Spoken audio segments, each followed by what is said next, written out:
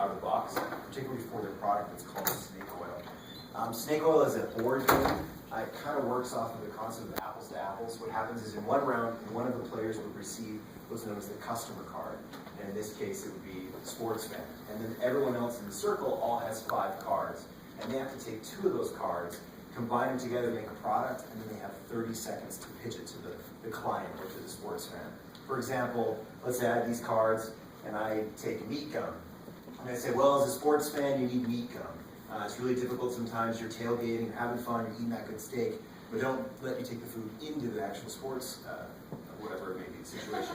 So when you're really craving that good juicy steak and you don't have Texas Roadhouse next to you, pop in the meat gum and you'll be good to go. And then they'd actually go around the round and they'd vote who they think was the best. I obey the concept of apples to apples. I pick the one that's most creative. But that's kind of the concept of what Snake Oil is. So what we thought about is overall goal, just to keep it very, very simple. It's really about sales. This is a brand new product that just come out. They really want to increase the sales. They have a big market to compete with because it's dealing with board games. They want to increase the sales of Snake Oil. So the objective really is to promote the game among target audiences. There is no such thing as general public. Lincoln always says that, and it's very, very true. We want to find specific publics that will help build that prestige and make it one of the top sellers in the board game community. So Ariana is going to talk about who those demographics are and then how we're going to appeal to them. Okay. So the first demographic is mothers 35 to 55. They want to create this fun environment for their family where they're taking their kids away from the TV, the computers, and the cell phones. And they're getting them around the table and they're playing games together. And they're being involved with each other's lives. And they want games that make you think, that will be smart games that aren't mindless games for the children. The second demographic is students 18 to 24, mostly college age. They just want to have fun pretty much, and they want to be involved. They want to be part of the next big thing, and they want to be on social media specifically and interact that way. So the strategies and tactics that we've come up with, first is for mothers, persuade them to see Snake Oil as educational and fun through mass media and social media. The first way we're going to do that, to write like an article describing the top 5 games that enhance creativity in children, and Snake Oil will be one of them. Do a lot of research on those and then get them out to local media and on mommy bloggers and Pinterest. And then the second would be infographics, to create a good-looking graphic about this article that is just a concise way to say what the article means and send that out for social media as well. The second strategy is for students, to persuade them to see Snake Oil as a fun and social experience through social media. They have a great Facebook account, and we want to just beef that up a little bit, get them playing Snake Oil on Facebook account, and then we're going to use YouTube, which Corey's going to tell us about in a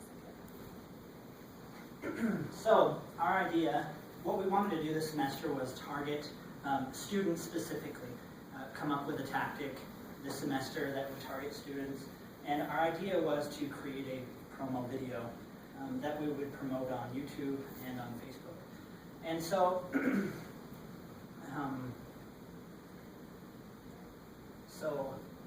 Snake Oil from the video. Yeah, so Snake Oil was actually, the game was filmed at Comedy Sports here in Provo. They had 4 actors, and they played the game, they pitched a couple different products, and with that, it resulted in about 20 minutes of raw footage that we could use to create a video. And so our idea was to take that footage and make this promo video, and then with that, have viewers vote on who they thought was the best Snake Oil salesman. So we have an example of one of those promos.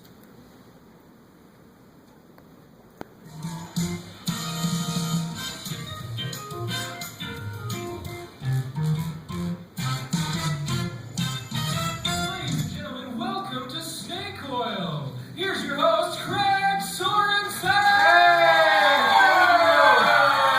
Gangster, you will be selling this product to a gangster because there's so many of those in the city. Cool. Yeah. Begin. Drugs and women. Common stereotypes in a gangster's lifestyle. But I know that your personalities go much deeper, and that every gangster has been stigmatized into those 2 categories. Which is why you need something to show to people to prove that you are deeper than that. The juice poster. With a juice poster, you can can line item each type of juice that you consume, regardless of your race or your sexual gender.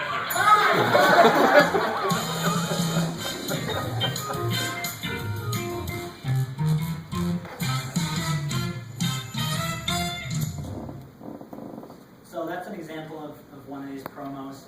We wanted to make it a 12-part series that we would either release weekly or monthly on a certain time scale. And if you see throughout the video, it starts out, it explains the game, it has some comedy actors, improv actors playing it out, and then at the end it has inviting them to vote for who they think is the best actor, as well a link that gets them to where they can buy it. So we want to release them in 1-minute clips of the different performers, and then with that, the viewers will vote for who they think is the best. We'll take the top 2, and the top 2 actors will go on tour as traveling snake oil salesmen to different conventions, trade shows, and dressed up like a snake oil salesman to, promote the game and have some fun as well. And the way that we're going to promote that is through targeted ads to our targeted audience on Facebook and YouTube. And then another idea that we had was to use the video to pitch to other comedy productions, not just comedy sports, but we know that those venues bring in college students, our targeted audience. Use these videos, pitch to different comedy productions, and they can use them in their skits. So that's our idea. Questions? Before I start, I have a question for you guys. For you 3 judges as well as the people. Watching that video clip, do you guys want to buy snake oil now and play with your friends? Yes. Yes. Okay. Thank you. Good. You're my demographic. I'm glad. I'm glad. Okay, good. Sorry. Go ahead. Questions, please. It seemed like you focused quite a bit on that college student. I'm still trying to grapple with 35 to 55 mother. It seems a little random to me, frankly. I almost feel like it's a younger population, it's an improv. This is very much an improv lean to the whole product.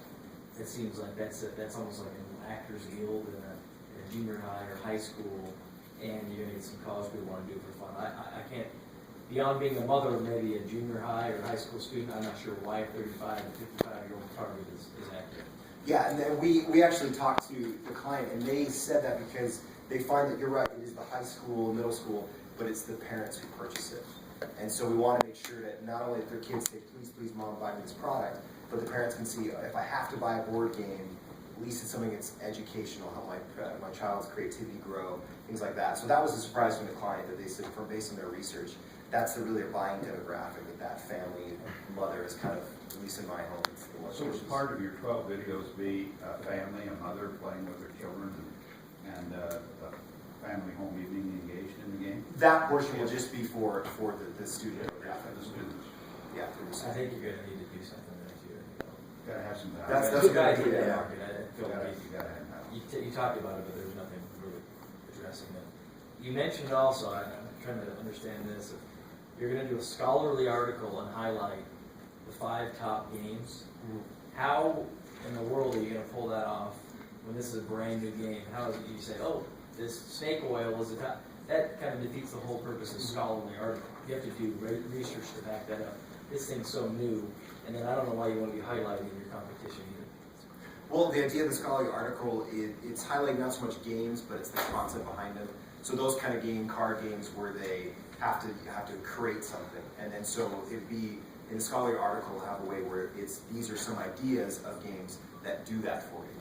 And to make it more legitimate, we're not going to want to mention just our own, but the idea that concept behind it, one where people have to kind of come up with ideas on their own. So more of that learning social, like a social. Yeah, so like an apples to apples game, Psychological so they would just highlight, and we want to make sure that ours is mentioned in that. Okay. To mention with that as well, the game itself was an award-winning game. Mensa has something to do with learning. They come up with 5 games every year that are like the best educational games, and this game actually was one of those 5. So has some backing to why. Snake oil was one of those spots. Yeah, so it's originally not buy out of the box. They purchased it and started redistributing it again. So the game itself has been around for a while, but the new logo and the new design and buy them is new. Any consideration to a more specific goal than sales and anything that you're showing that you're quantifying? Once that campaign starts, we want to get into specifics about that, and that's coming with meeting that client to specifically say, you know, what demographics, how much do we want to increase, the people that are purchasing it now, who are they, and we'll really get into percentages and make sure that it's specifically and time bound before that actual campaign starts. This is kind of the preemptiveness before it. So, but that's what we want to do. We want to specify each demographic. If we want college students, what's the percentage of those who are purchasing it now? How much we want to increase that by to make sure that's specific to the campaign. Yeah, I'm curious about even college students having to buying games. I'd like to see some research on that. Because I never bought a game when I was in college. And I'd say I was the student body. That's kind of the first thing going on when I'm in college. I want to have a good time. And then if maybe one of my friends has the game, great. Am I going to buy it? I don't know. Yeah. Yeah, he's gonna buy it. Oh, I hope so. Yeah, no, that's right. That's a very good point. That research into that, and that's what we're hoping is the idea that because talking with Al, who's from the Out of the Box, the idea is that it links where the students, their mothers contacting them, and the mothers the one purchasing it, and it's kind of the idea of Christmas, like, hey, for Christmas I want this game, and the hope is that, and really when it comes to it, the people that are purchasing it are those mothers, but you're getting them through them and their younger kids, and then we're targeting their, hey mom, I'm in college, hey for this Christmas, I heard about this really fun game online, and I want you to purchase, so it's hoping that connection. But the research I don't have behind that. I'd be curious to see how many people in college have board games. At least here, there's a lot. Provo, yeah. Our demographics are the best. There was a risk club, and they about fell out of school. It's more work on next. But yeah, at least, and again, this is not a good measurement of the United States because Mormon University is not a perfect example, but here everybody's got work. Settlers are good. Yeah, Settlers Catan is huge. Oh, yeah. So did they buy it beforehand, or did their mother? My mother was mine, but yeah. The 56-year-old. Yeah.